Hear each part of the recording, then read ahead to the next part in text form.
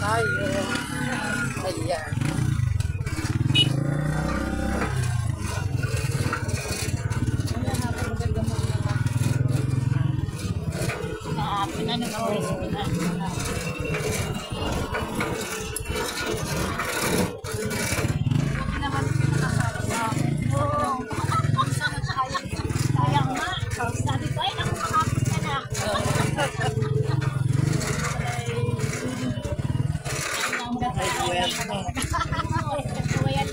Nag-aalaga lang ako.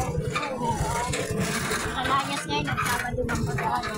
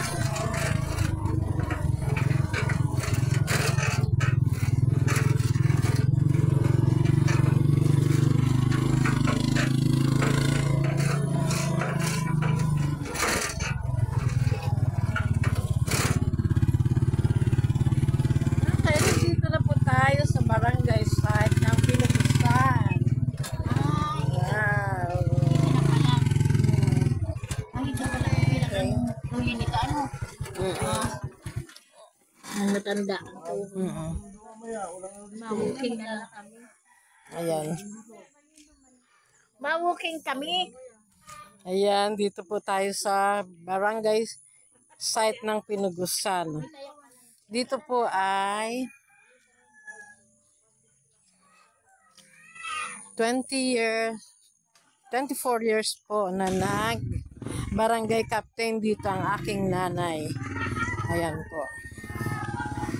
Ayan, dito po siya. Ito na po ang barangay ng Pinugusan. Ayan. At ang tatay ko naman po ay bali, panahon ng martial law, dito siya barangay captain din. Yung buong reign ng martial law ay dito po nagbarangay captain ang aking tatay. Pero hindi pa po ito noon ganito kaganda. Diyan lang muna kayo. At ako po ay nagaan dito. Ayan.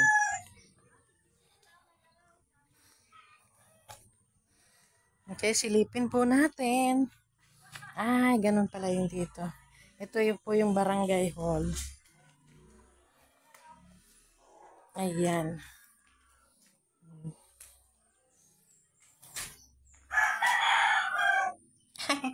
Ang nakikita pala nagre-reflect ay yung ano. Yung sa kabila.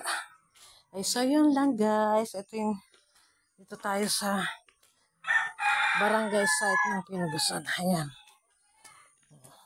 Tayo po ay aakyat na papunta sa aming linang. Ayan. Ay, simentado na pala.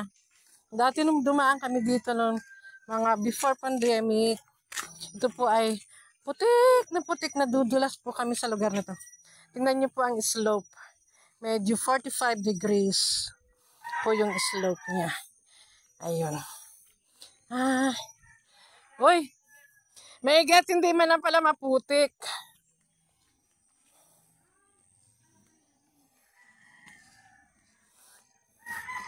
Ricardo, inunahan mo kami. Pabalik ka na. Hanggang saan yung kalsada?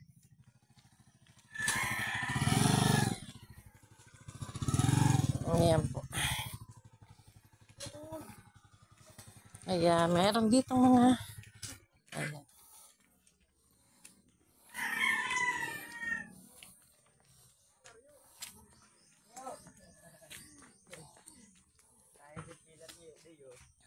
Saan lang kila, ano?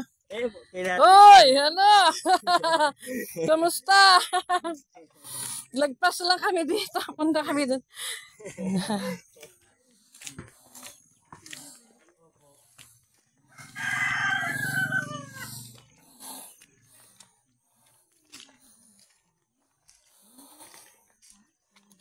Ayun.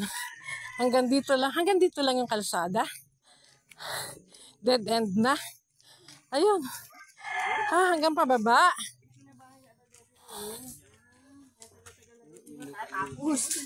Alin lang kay Romy?